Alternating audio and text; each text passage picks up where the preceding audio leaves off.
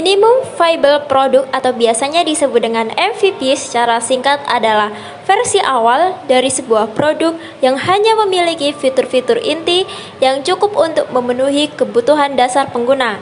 Tujuannya adalah untuk menguji ide atau konsep produk di pasar dengan cepat dan biaya yang minimal, sehingga mendapatkan umpan balik pengguna untuk pengembangan lebih lanjut.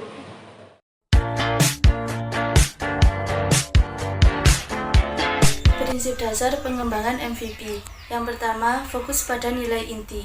Identifikasi fitur-fitur yang memberikan nilai kepada pengguna. Yang kedua, minimalkan fitur, hanya membangun fitur-fitur yang benar-benar dilakukan untuk penguji awal. Yang ketiga, kecepatan dan iterasi. Luncurkan MVP dengan cepat dan lakukan iterasi berdasarkan umpan balik. Yang terakhir, fleksibilitas. Membangun MVP dengan arsitektur yang memungkinkan perubahan dan pengembangan. Keuntungan pengembangan MVP. Yang pertama ada efisiensi waktu.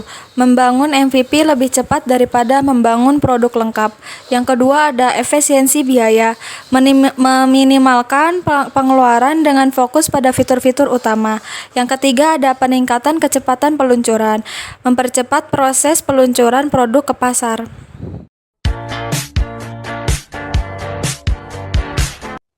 Tujuan mengembangkan MVP. Yang pertama ada validasi ide. Validasi ide adalah memastikan bahwa produk memiliki nilai dan permintaan di pasar. Yang kedua ada pengumpulan umpan balik, yaitu mendapatkan masukan berharga dari pengguna untuk perbaikan produk.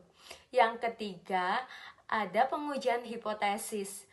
Pengujian hipotesis sendiri adalah menguji asumsi dan teori tentang produk dan pasar. Yang keempat dan yang terakhir adalah penghematan biaya. Penghematan biaya sendiri adalah meminimalkan resiko investasi dengan membangun versi awal yang sederhana.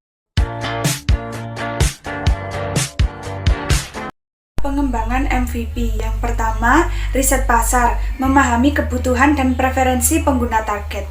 Yang kedua, pengembangan fitur, menentukan fitur-fitur inti yang akan disertakan pada MVP.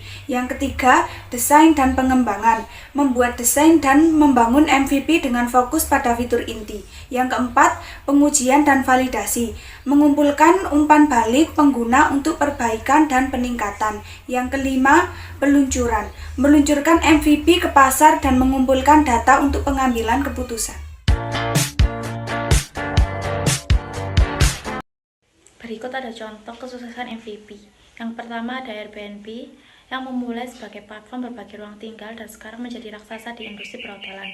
Dan yang kedua ada Dropbox yang mendemonstrasikan konsep penyimpanan kode dengan prototip sederhana sebelum peluncuran. Dan yang terakhir ada Zalando yang memperkenalkan e-commerce mode dengan MVP yang menguji penerimaan pasar terhadap produk yang terbatas. Jadi, kesimpulannya adalah MVP membantu fokus pada kebutuhan pengguna dengan cepat.